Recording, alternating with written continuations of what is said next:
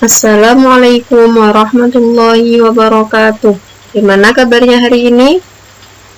Semoga kita semua selalu dalam keadaan sehat walafiat. Amin. Alhamdulillah, berjumpa lagi dalam video pembelajaran pendidikan agama Islam. Pada video pembelajaran kali ini, kita akan belajar bersama-sama tentang kisah Nabi Ibrahim alaihissalam. Nabi Ibrahim alaihissalam adalah putra Azar, seorang pembuat patung yang terkenal. Nabi Ibrahim alaihissalam dilahirkan di suatu negeri bernama Babilonia yang sekarang disebut dengan negeri Irak. Saat itu, Babilonia dipimpin oleh seorang raja yang zalim serta kejam. Raja itu mengajak semua rakyatnya untuk menyembah kepada berhala. Selain itu, ia juga memiliki kebiasaan yang buruk, yaitu setiap bayi laki-laki yang terlahir harus dibunuh. Saat itu, istri Azar sedang hamil. Ia pun mulai gelisah jika ternyata anak yang dilahirkan oleh istrinya adalah seorang laki-laki. Dan ternyata kekhawatirannya terbukti bahwa anak yang dilahirkan istrinya adalah seorang bayi laki-laki. Maka Azar segera membawa bayinya dan disembunyikan di sebuah tempat, yaitu di sebuah gua di hutan. Dengan pertolongan Allah, bayi itu dapat bertahan hidup selama tinggal di gua. Ia pun tumbuh menjadi anak remaja yang cerdas, dan bayi itu adalah Nabi Ibrahim alaihissalam. Ketika beranjak dewasa, Nabi Ibrahim alaihissalam sering merenung. Ia memperhatikan kebiasaan masyarakat sekitar yang menyembah berhala, padahal berhala itu adalah buatan mereka sendiri. Nabi Ibrahim alaihissalam pun mencari-cari siapa sebenarnya Tuhan yang pantas disembah. Ketika malam tiba, Nabi Ibrahim alaihissalam melihat sebuah bintang yang bersinar. Ia berkata, "Inilah Tuhanku." Akan tetapi ketika bintang itu dapat terbenam, ia berkata, "Saya tidak suka kepada yang terbenam." Lalu ketika melihat bulan muncul, ia berkata, "Inilah Tuhanku." Namun setelah bulan itu terbenam, dia berkata, "Sungguh, jika Tuhanku tidak memberiku petunjuk kepadaku, pastilah aku termasuk orang yang tersesat." Kemudian ia melihat matahari terbit. Dia berkata, "Inilah Tuhanku, lebih besar." Namun ketika matahari terbenam, ia berkata, "Wahai kaumku, sungguh aku berlepas diri dari apa yang kamu persekutukan. Aku hadapkan wajahku kepada Allah Subhanahu wa Ta'ala yang menciptakan langit dan bumi, dengan penuh kepasrahan mengikuti agama yang benar, dan aku bukanlah termasuk orang-orang yang musyrik." Dengan petunjuk Allah, akhirnya Nabi Ibrahim pun menemukan Tuhannya, Tuhan yang patut disembah, yaitu Allah Subhanahu wa Ta'ala. Kemudian suatu hari ketika masyarakat sedang sibuk dengan urusannya masing-masing, tak ada satupun orang yang berada di tempat pemujaan. Nabi Ibrahim alaihissalam masuk dan menghancurkan patung-patung berhala yang ada di dalam tempat itu. Lalu ia sisihkan satu patung berhala yang paling besar, lalu dikalungkannya kapak di leher berhala itu. Pada hari berikutnya, ketika Raja Namrud dan para pengikutnya hendak mengadakan pemujaan, mereka terkejut melihat berhala-berhala mereka hancur. Mereka telah menduga bahwa yang melakukan hal tersebut adalah Nabi Ibrahim alaihissalam. Kemudian Raja Namrud pun memanggil Nabi Ibrahim alaihissalam dan bertanya, "Ibrahim, benarkah kamu yang melakukan ini?" Nabi Ibrahim alaihissalam pun menjawab, "Tanyakanlah kepada patung yang masih ada itu. Dialah yang membawa kapaknya." Lalu Raja Namrud menjawab dengan marah, "Mana mungkin ia bisa melakukannya?"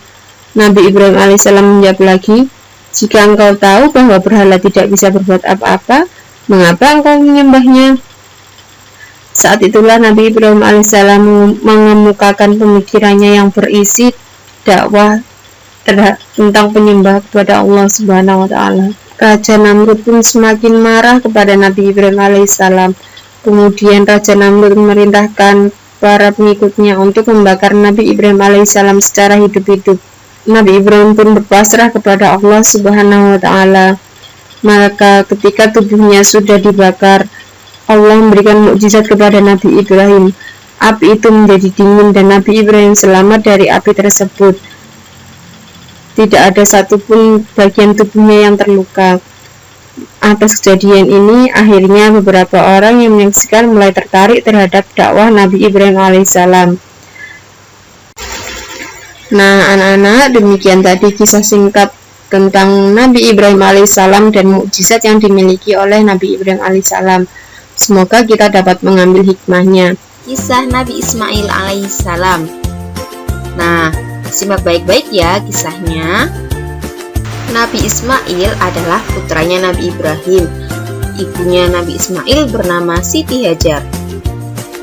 Ketika Nabi Ismail masih bayi, Nabi Ibrahim alaihissalam membawa Nabi Ismail bersama ibunya ke Hijaz yang berada di kota Makkah. Ketika itu, di Makkah sangat gersang, tidak ada sumber kehidupan di sana. Lalu sesampainya di sana, Nabi Ibrahim alaihissalam meninggalkan mereka berdua. Hajar pun bertanya-tanya, mengapa mereka ditinggalkan di tempat gersang seperti ini? Nabi Ibrahim tidak menjawabnya. Lalu ketika Hajar bertanya apakah ini adalah perintah Allah, Nabi Ibrahim pun menjawab, iya, ini merupakan perintah Allah. Lalu Hajar berpasrah dan yakin bahwa jika ini perintah Allah, pasti Allah akan memberinya pertolongan.